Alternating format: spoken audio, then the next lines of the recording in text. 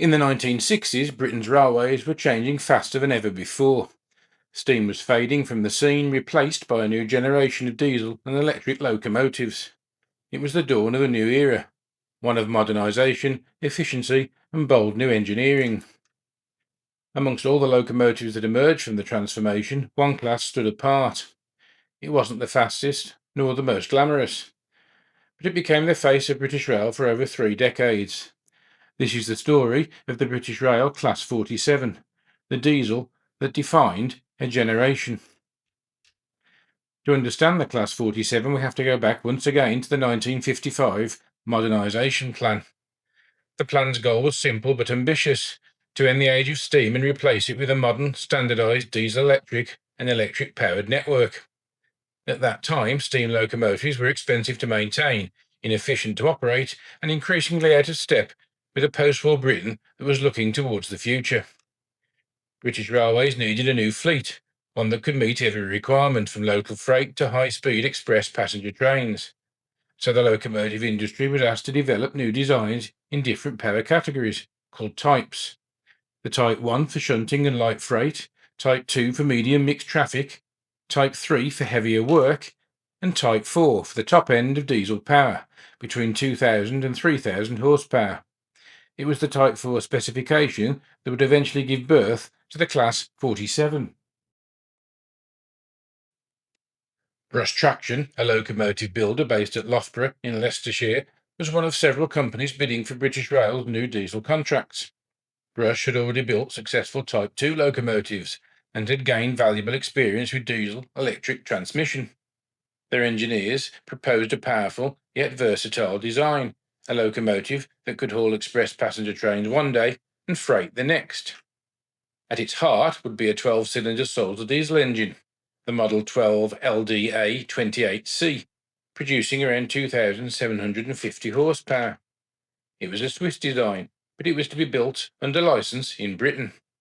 The prototype, known as simply as the Brush Type 4, first appeared in the early 1960s. Its performance was promising, its engineering sound, and its flexibility unmatched. Soon, British Rail placed one of the largest locomotive orders in its history. Between 1962 and 1968, 512 examples of the Brush Type 4 were built. When the TOPS classification system was introduced in the 1970s, they were officially reclassified as Class 47. The Class 47 was a diesel-electric locomotive. Its Sulzer engine drove a brush generator, which in turn powered 6 electric traction motors, one for each axle. This combination offered good traction, relatively simple maintenance, and excellent power delivery. Each locomotive weighed around 114 tons and could reach speeds of up to 95 miles per hour, later upgraded to 100 on some variants. With a tractive effort of over £55,000, the 47 could handle almost anything the railway demanded. From fast intercity services to slow-moving freight, it became the true all-rounder of the British Rail fleet, and that versatility was exactly what made it indispensable. The first Class 47s entered service in 1962, wearing the classic two-tone green livery of early British Rail diesels. They quickly began replacing steam on long-distance routes, the Midland Main Line, the Great Western, the East Coast, and cross-country services. By the late 1960s, the transition from steam was almost complete, and the 47s were everywhere. Soon, the famous British Rail Blue era began. The 47s were repainted one after another into that now iconic corporate blue with the double arrow logo, the look that would define the railway for the next 2 decades. For millions of passengers, the sound of a Sulzer engine at idle, the smell of warm diesel, and the sight of that blue locomotive at the head of a train became the soundscape of everyday travel in Britain. Of course, the Class 47 wasn't perfect. Early in their careers, the locomotives suffered from crankcase problems, oil leaks, and various electrical faults. The Sulzer engines, though powerful, were sometimes temperamental, especially when not properly maintained. But compared with many of their contemporaries, the 47s proved durable and adaptable. They were reliable enough to handle express trains and sturdy enough for freight. Drivers appreciated their comfortable cabs, smooth acceleration, and excellent forward visibility. They were, in many ways, a driver's locomotive: practical, predictable, and forgiving. And in the railway depots, maintenance crews soon learned their quirks. Once the early teething troubles were ironed out, the 47 became one of the most dependable machines on the network. By the 1970s, Class 47s could be found almost everywhere in Britain. They worked the Western Region's expresses from Paddington, cross-country routes serving Bristol, Birmingham and Newcastle, and the East Coast Main Line from King's Cross to Edinburgh. They hauled parcels, mail, steel, oil, coal, virtually every kind of train imaginable. Few locomotives in British history have been so widely distributed or so heavily used. As the years went on, British Rail began to modify and adapt the 47s to suit new operational needs. The locomotives, bar a batch of 81 built for freight duties, were all fitted with steam heating boilers for train heat duties. But as modern air brake rolling stock and electric train heating became standard, the 47s needed upgrades. British Rail began fitting new systems and reclassifying the locomotives into subclasses. The 47 Zeros were the basic original version, largely used for freight and secondary work. Class 47 3s were the locomotives with no train heating and slow speed control. The 47 4, equipped with electric train heating, allowed them to haul modern passenger coaches. Later, the 47 7s were adapted for push-pull operation on the Glasgow-Edinburgh corridor, fitted with multiple working and air brake controls. And later, 47 8s were the long-range fuel tank variants designed for intercity duties. These locomotives I had the pleasure, if you can call it that, of managing when I was a power controller for Virgin Cross Country in the late 1990s. Each conversion kept the class relevant, extending their service life and usefulness well into the 1980s and beyond.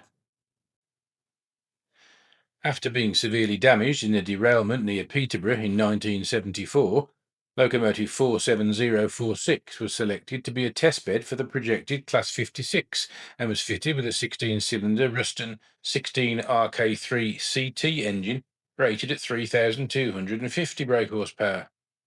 For assessment purposes, to identify it as unique, it was renumbered 47601. At that time, the number range for Class 47s only extending as far as 47555. Later, in 1979, it was used again for the Class 58 project, fitted with a 12-cylinder Ruston engine, this time 3,300 brake horsepower, and renumbered to 47901. It continued with this non-standard engine fitted until its withdrawal in 1990. Another unusual use was in 1976 when locomotive 47155 was moved to West Thurrock Power Station for use as a stationary generator, while problems with one of the plant's auxiliary generators were investigated.